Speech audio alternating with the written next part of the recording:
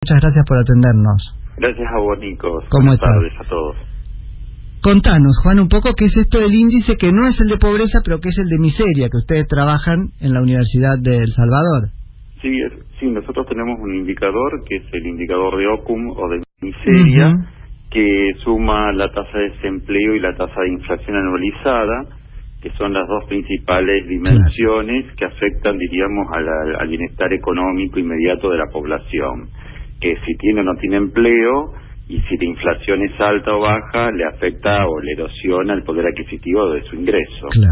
Que son además las dos variables macroeconómicas tradicionales con que todos los economistas del mundo estudian la situación económica interna de un país. Claro. De tal manera que... o sea que es comparable, se vuelve un número comparable. Son números comparables y miden algo que medimos desde siempre, es decir, porque los gobiernos tratan de tener bajo desempleo y baja inflación y eso le da un primer pantallazo de cuán buena es su política económica para la gente.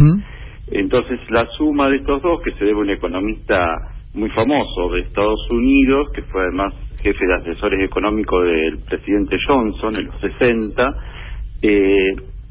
nos facilita contar con un indicador interesante para la Argentina, pero también para las ciudades del interior, para compararlo con otros países y demás. Así que, es otra forma de medir el mismo fenómeno, diríamos. Claro. ¿Y cómo qué datos ha arrojado esta medición para ustedes y cuánto se distancia, si es que se distancia de la medición de la UCA o de las que hace el INDEC? Bueno, las mediciones de la UCA y del INDEC son distintas entre sí y también esta. Por lo tanto, no son comparables los números.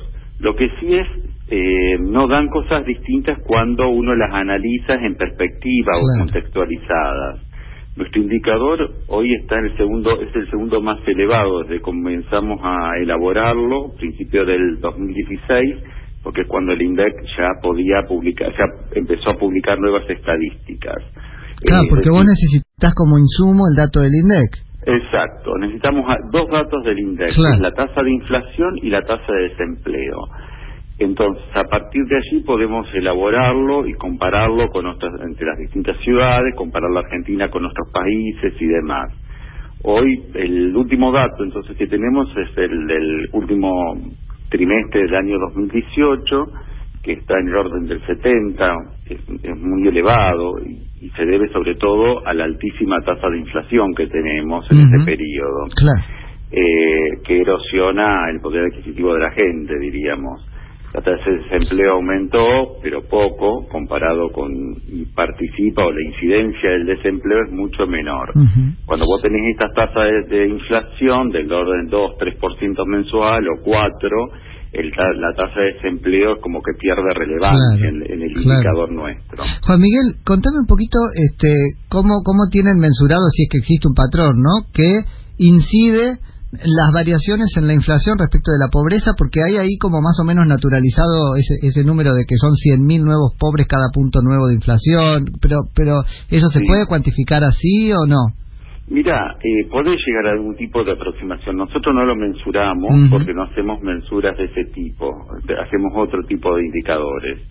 Pero es cierto que la inflación ya se sabía desde los años 80 y sobre todo a partir de las mediciones de los años 90 que la tasa de inflación era el impuesto más regresivo que tenía la Argentina después del IVA. Es decir, que cada vez que aumentaba la inflación generaba no solamente un efecto pobreza, sino un efecto de desigualdad. Los más pobres eran más pobres aún, ¿no? Porque les afecta más. Les afecta porque les afecta los alimentos, les afectan los medicamentos y no tienen capacidad de ahorro. Entonces, a veces la mensura de si un punto más o menos de inflación, cuánto es la cantidad de pobres que te arroja, nosotros no la tenemos. Puede ser que quizás se pueda hacer un estudio a partir de los indicadores de, por ejemplo, del INDEC. De pobreza, ¿no? Eso es interesante, yo lo pensaba recién en voz alta, no sé si estabas escuchando, ¿no? Qué bárbaro eso, porque en definitiva nos muestra, yo lo leí alguna vez con Nuevo País, Nueva Pobreza, no me acuerdo, Carlos Feijó, pero el punto ese de mucha gente pivotando alrededor de la línea, ¿qué puede estar? Exactamente, bueno, ese es otro tema hiperdelicado, vos tenés un porcentaje muy alto de la población alrededor de lo que se llama la línea de pobreza. Claro. De tal manera que si aumenta la tasa de inflación, crece un poco, por ejemplo pasa de 1,5 a 3, y los ingresos no acompañan de la misma manera, muchos miles de personas, muchos miles de argentinos pasan a ser pobres medidos a través de la línea de pobreza. Seguro, sí. Vos viste que hay otros indicadores como el de la UCA, que son multidimensionales, toman además el tema de salud, educación, es decir, son indicadores todos diferentes, lo que mide INDEC, lo que mide UCA, lo que medimos nosotros, pero todos van en la misma, diríamos, están mostrando un poquito la misma realidad. Con desde distintos focos o haciendo focos sobre distintas cuestiones, pero están mostrando un deterioro en los últimos trimestres notable, diríamos, ¿no? Estamos volviendo a indicadores más parecidos a inicio del 2016. Claro. Juan Miguel, me parece un llamado de atención, digamos, a la demanda social también, ¿no? Esto de contentarnos porque de repente en un trimestre varió a la baja el índice de pobreza. La realidad es que lo que hay que demandar son cambios profundos que nos hagan menos vulnerables. Sí, fíjate que entre algo que nosotros medíamos, es el indicador de bienestar económico y social, que es multidimensional, distinto del de la UCA, pero es multidimensional y tomamos variables económicas, sociales y demás. Y nos dio una mejora muy importante entre el 2016, que es cuando podíamos empezar a medirlo, y fines del 2017. Y a partir de allí, cuando comienza a haber un problema inflacionario, las devaluaciones y los aumentos tarifarios comienzan a ser muy reiterativos, y la actividad económica comienza a tener problemas, el indicador de económico-social comienza a derrumbarse. Y hace como una especie de parábola.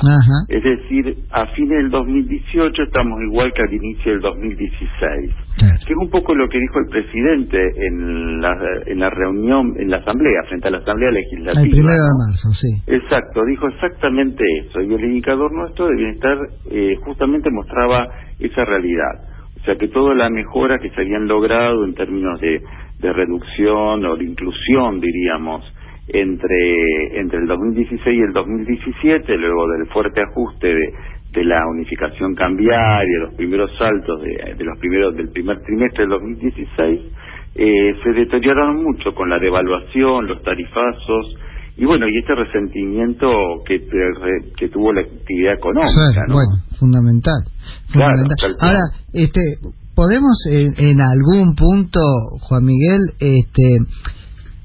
comparar si esos mecanismos, digamos, de contención de la población vulnerable, que uno puede decir son los que están más inmediatamente situados a un lado y al otro de la línea de pobreza, surtieron efectos o no. Digo, porque es un esfuerzo pesadísimo que hace la sociedad activa para tratar de sostenerlos, y yo tengo la percepción de que comparativamente, escúchese bien lo que estoy diciendo, ¿no? Comparativamente esta crisis la hemos sufrido más los sectores medios que los más vulnerables, precisamente por la existencia de ese esfuerzo en buena hora de contención. Exactamente, mire, el indicador del bienestar económico y social que nosotros llevamos nos indica que el indicador de inclusión social no mejoró tanto entre el 2016 y el 2017, pero tampoco empeoró tanto entre el 2017 y 2018, y gran parte se debe a la política, diríamos, de asistencia a los grupos más vulnerables que tiene el gobierno. Ahora, ¿qué significa? Que el resto está dado por sectores que no están, diríamos, que no tienen esos mecanismos paliativos o de asistencia, que son, por ejemplo, estos que ahí tienen que pagar tarifas muchísimo más altas, o que les afecta por la caída de venta de sus negocios, o porque el salario en blanco que tienen, o el salario en negro, pero no sigue la evolución, no aumenta tanto como la inflación. Y que además sostiene la red que usted indica, justamente. Claro, y sostiene la red de contención. Y me parece muy importante visibilizar esto, porque si no seguimos en el discurso, ¿no? Pobrista, qué sé yo, la realidad es que tenemos que ver qué es lo que pasa para solucionarlo bien, digamos, no repetir lo mismo siempre. Exacto, y es como usted dice, es decir, cada sector se ha visto afectado de una manera distinta.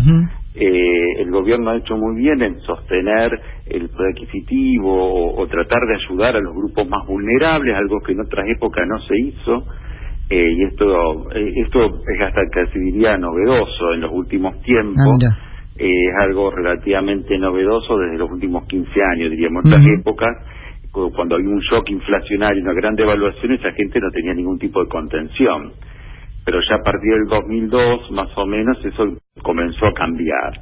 Entonces el gobierno se ha ido, nacional, con el paso de los años, ha ido cumpliendo un rol mucho más de asistencia y de contención a esos grupos. Claro. Ahora queda otro drama, me parece, Juan Miguel, que es el precio de esa contención a aquellos que la soportamos, ¿no? Claro, eso tiene un costo social, un costo fiscal, que, bueno, en la medida que la actividad económica no crece, hace que los grupos que tienen que pagar sus impuestos tengan que pagar un poquito más para mantener el tejido social, ¿no es cierto? Claro. Entonces ese esfuerzo se está notando, porque si la actividad creciese, como ocurrió en parte del 2017, ese esfuerzo se nota menos. Ajá. Ahora es interesante porque ese pagar un poquito más, en definitiva, cuando uno ve el cuadro de la sociedad completa, es 1 o 2 grados más de pauperización de la sociedad toda. Claro. Al final de la cuenta. Sí, puede ser. Sobre todo si la economía creciese, la gente que contribuye con sus impuestos no lo notaría prácticamente. Claro. El tema es porque realmente no es que sean millones ni tantas, la proporción de lo que hay que otorgarle sea tanto en términos de gasto público. Se le destina un porcentaje importante del gasto público, pero uno a uno, cada uno de nosotros no contribuiría con tanto dinero y significaría un sacrificio tan elevado. Lo que pasa es que la gente lo empieza a notar más cuando hace mucho tiempo que su negocio no crece, no recupera su nivel de ingreso en términos reales, entonces ahí tienen algunos golpes puntuales, ¿no? La tarifa, una devaluación, o pierde el empleo. Totalmente. Entonces ahí se nota mucho más el esfuerzo fiscal o tributario que estaba haciendo la clase media para ayudar a sus compatriotas a que puedan llevar el plan a la mesa, diríamos, ¿no? Sí, es muy interesante. Estoy empezando a notar un poco más. Sí, eso es muy interesante ponerlo ahí en la palestra. Vos nos decías, Juan Miguel, que es un número comparable que ustedes logran. ¿Cómo estamos en relación con el mundo, entonces, o con la región, puesto que podemos compararnos con ellos? Sí, bueno, la Argentina, medio como que nosotros tenemos un conjunto de países de Latinoamérica o emergentes y de países desarrollados, y bueno, sí, lamentablemente está en lo peor, diríamos, ¿no?